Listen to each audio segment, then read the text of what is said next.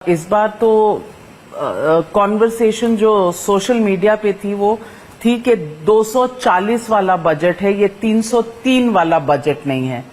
Social media थोड़ा देखा budget presentation के बाद? ये विषय नहीं देखा, देखती हूँ मगर इसको मैंने कहीं देखा नहीं है।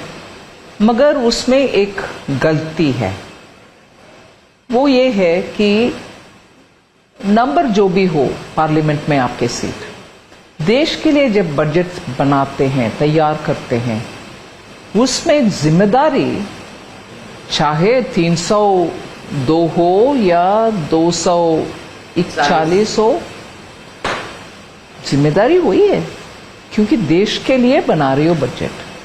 सो उसमें प्रधानमंत्री जी का गाइडेंस और उसमें देश के लिए जो विजन हमने वोट ऑन अकाउंट बजट में दिए उसको जोड़ करके आगे ले जाना और विकसित भारत के लिए एक मार्गदर्शन देने वाले बजट तैयार करने में उसका अपने ही स्थान है। लेकिन मैं आपको कुछ मीम्स दिखाती हूँ। ये कांग्रेस पार्टी आजकल सबसे ज्यादा मीम्स करती है और इस मीम में कांग्रेस पार्टी ने लिखा कट कॉपी पेस्ट बजट, कुर्सी बचाओ बजट, क्योंकि बहुत सी चीजें बजट में ऐसी थी जो उन्हें लगा आपने उनके मैनिफेस्टो से उठाई है। यहां तो पहली नौकरी पक्की वाला जो उनका मैनिफेस्टो का था वो भी उन्होंने ट्वीट किया है और कहा है अ गुरु इज ऑलवेज अ गुरु। तो क्या कांग्रेस पार्टी गुरु है और बीजेपी चेला है? मैं इसमें अगर सही जवाब देना है तो एक रिस्क है। वो रिस्क है कि तुरंत लोग इसका हाँ देखा फाइनेंस मिनिस्टर कितने एरोगेंस के साथ जवाब दे दिया। ये जवाब और ये रिस्पॉन्स जनता या कुछ लोगों से आ सकते हैं। मैं सिर्फ ये बहुत ही विनम्रता से सबमिट करना चाहती हूँ, कांग्रेस पार्टी का स्कीम घोषणा करना और उसको इम्प्लीमेंट करने में हर तरह का एक्सक्यूज देना ये नया बात नहीं है। मैं एक बार पार्लियामेंट में ये स्पष्ट की है कि हमारी स्कीम है, उसका श्रेय हमें नहीं दे रही हो, ये आरोप आता रहता है कांग्रेस से।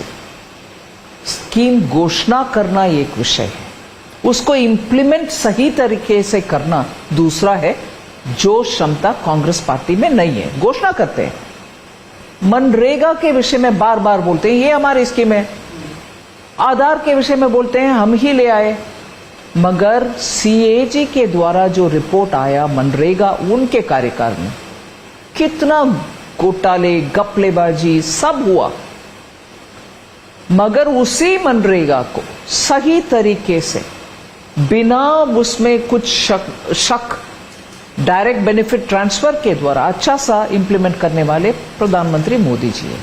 सो करते जाओ घोषणा। पर ये तो घोषणा नहीं, ये तो मैनिफेस्टो। वो घोषणा के विषय में मैं आ रही, इंप्लीमेंट करो स्कीम मगर गलत तरीके से इंप्लीमेंट करो। ये तो हो रही है जो प्रॉमिस कर्नाटका की उदाहरण लीजिए ना, चुनाव के समय में दिया फ्रीबीज इतने सारे, और इंप्लीमेंट करने के लिए जब जाते हैं उनके सीएम के एडवाइजरी बोलते हैं हम इसका फाइनेंस कर नहीं पा रहे हैं, अगर इसको करना है तो डेवलपमेंट एक्टिविटीज के लिए मेरे पास पैसा नहीं होगा। डिप्टी सीएम भी वही कहे, एडवाइजर भी वही कहे। सो कांग्रेस का मैं ये कर्नाटका के उदाहरण दे रही हूं और दूसरा ये भी कह रही हूं, इतने सारे अच्छा घोषणा करके आपके कांग्रेस चलाने वाले सरकार कर्नाटका के अलावा तेलंगाना में है, ये उधर इंप्लीमेंट करके दिखाओ भाई। हिमाचल में है, उधर भी इंप्लीमेंट करके दिखाओ। जहां सरकार में है उधर कोई काम नहीं आ रहा इसका, मगर दूसरे के ऊपर आरोप करो मेरा कॉपी पेस्ट स्टिक किया। मैं चैलेंज करती हूं, हिमाचल प्रदेश में छोटा राज्य है, तेलंगाना उससे बड़ा है, आप चूज करो भाई, तेलंगाना में इंप्लीमेंट करेंगे या हिमाचल में। ये घोषणा करना एक विषय है, इंप्लीमेंटेशन के समय कांग्रेस पीछे हट जाती। इम्प्लीमेंटेशन अनदर स्टोरी, लेकिन आइडिया उनका है ये आप मान रहे? नहीं, मैं वो भी नहीं मानने को तैयार हूं। मैं बोल रही हूं हमारी scheme completely well thought through है और इसमें कोई प्राइवेट सेक्टर में डाल दिया, हक बना दिया अप्रेंटिसशिप को, है ना। मैं बात कर रही हूं इंडस्ट्री के ऊपर हक बना करके आप लोगों को बेच करके उस इंडस्ट्री में काम करने वाले के साथ रखने के लिए आप ले आ रहे हैं। क्या इंडस्ट्री के साथ बात हो गया है?